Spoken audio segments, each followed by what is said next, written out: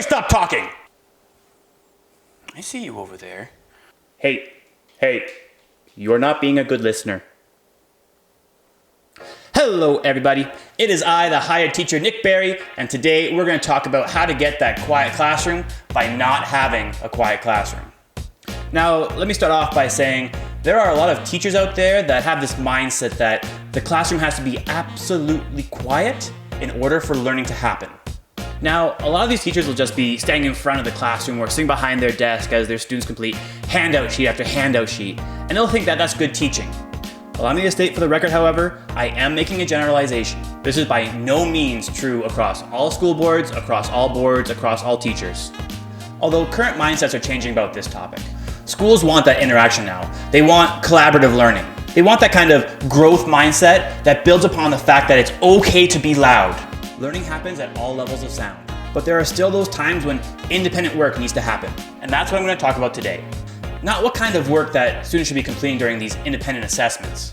I'm going to talk about how to get your class to focus while they're completing that independent work. Has this ever happened to you? You're giving an assessment.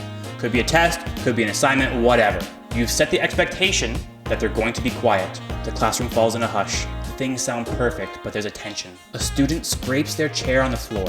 A pencil case rattles. One of your students sneezes. And all hell breaks loose. Kids start laughing and talking left, right, and center. You attempt to re-engage the students with their work, but it's a struggle. This happens over and over again. You start preemptively telling the class, it's just a sneeze, get back to work. The problem here is not the sounds the students are making. They're kids, they're young adults. Chairs make sounds, pencils make sounds. These are naturally occurring things that you might hear in a classroom. The main problem is how quiet things got before those sounds started happening. When you have a completely silent room, sounds get emphasized. What was once a simple student sharpening his pencil becomes these giant waves of sound that distract everyone. So what's the solution? Music.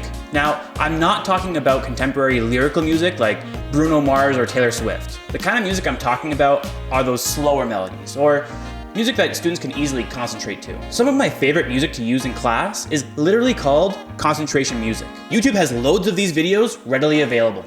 Other options for concentration noise are rain during a thunderstorm or waves lapping on a beach. There are tons of options out there. Find one that suits your class's needs. Use something that eats up that dead silence in your classroom when you want students to be working independently. Students will be less distracted when those smaller noises pop up, and you'll save yourself the headache of trying to keep a class completely silent. I've added a few links to my favorite concentration music or sounds in the description of this video. Check them out if you feel so inclined. And that's it from me. If you liked the video, maybe consider subscribing. If you didn't like the video, thanks for giving it a shot. For those of you who did like it, I hope I'll see you next time.